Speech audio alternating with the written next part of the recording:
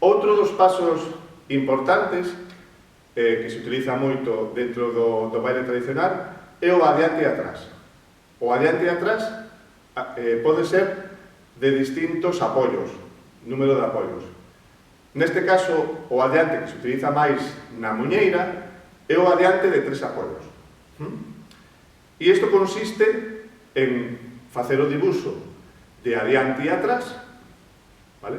Por eso di o paso adiante e atrás, fago de lado, vale? Pero ao mesmo tempo ten unha serie de pasos, de saltos e de hops que é preciso aprender antes de nada porque despois co ritmo é necesario telo ben aprendido. Entón, antes de empezar saco adiante e atrás, vamos a facer unha serie de exercicios que nos vai a levar a ese adiante.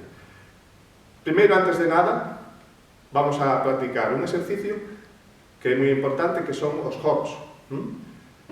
O hop é un salto a pata coja, que quere decir saltar e caer sobre o mismo pé, vale? Entonces, practicamos primeiro ese hop, é moi importante a hora de bailar, de facer ese hop e non caer antes de tempo. Para iso é importante ter ese hop moi ben aprendido para que despois, cando vaya unindo, encanando eses pasos entre sí, non teña dificultad a hora de facelo. Entón, o exercicio primeiro vai a ser facer un hop cunha perna, paramos, un hop, outra perna, dereita, hop, levanto, esquerda, hop, dereita, hop, esquerda, hop. Fágono de costas.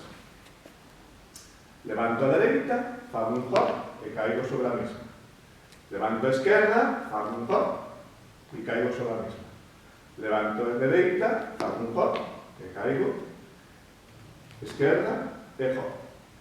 Nestes pasos, nos adiantes e atrás, cando se fan os adiantes e atrás, teño que ter en conta que é un paso que non cambia de pé. Faga o que faga, se estou co mismo pé, estou sempre co mismo pé. Hai unha serie de pasos que non permite o cambio de pé. Pero é moi importante telos en conta, porque precisamente o picado que vimos antes son pasos que me facilitan o cambio de pé, porque ten alternancia de peso. Vale, pois continuamos. Entón, agora temos o hop do adiante e atrás. Que nos falta? Precisamente temos o hop, nos falta o adiante, para que sea o dibuixo do adiante e atrás. Entón, facemos o mismo que antes. Levantamos un pé, facemos o hop e xusto cando despois de caer, apoio adiante e ao mesmo tempo levanto de atrás o piso. Volvo a facer a mesma secuencia, piso, hop, sin caer antes de tempo, e fago atrás. Piso, hop e adiante. Piso, hop e atrás. Piso, hop, adiante, piso, hop, atrás. Piso, hop, adiante, piso, hop, atrás. Piso, hop, adiante, piso, hop, atrás. Piso, hop, adiante, atrás. 1, 2, 3, 1, 2, 3, 1, 2, 3, 1, 2, 3. Ben, vou explicar de lado para que vexades o movimento do pé, como fai, é importantísimo facer ben o hop, vale? Non caer antes de tempo. Entón, é moi importante, primeiro, asegurarse de que sale ben, para despois, se a música vai máis rápido e tal, non ter dificultades a hora de encanar os pasos. Entonces, empezamos si empezo co dereito, hop, adiante e levanto o piso. Volvo a pisar, hop e atrás. Este piso que está aí no chan é o que me permite o salto, o impulso. Piso, hop, atrás. Piso, hop, adiante. Piso, hop, atrás. Piso, hop, atrás. E póñome de costas. Diante, atrás, diante, atrás, piso, hop, e atrás, e estamos. E faríamos a mesma secuencia co outro pé. De momento non estamos, só estamos practicando os pasos por separado, ¿sí? Despois ven o que sería como unir os pasos, vale? Que chegaremos un poquinho máis adiante a todo eso.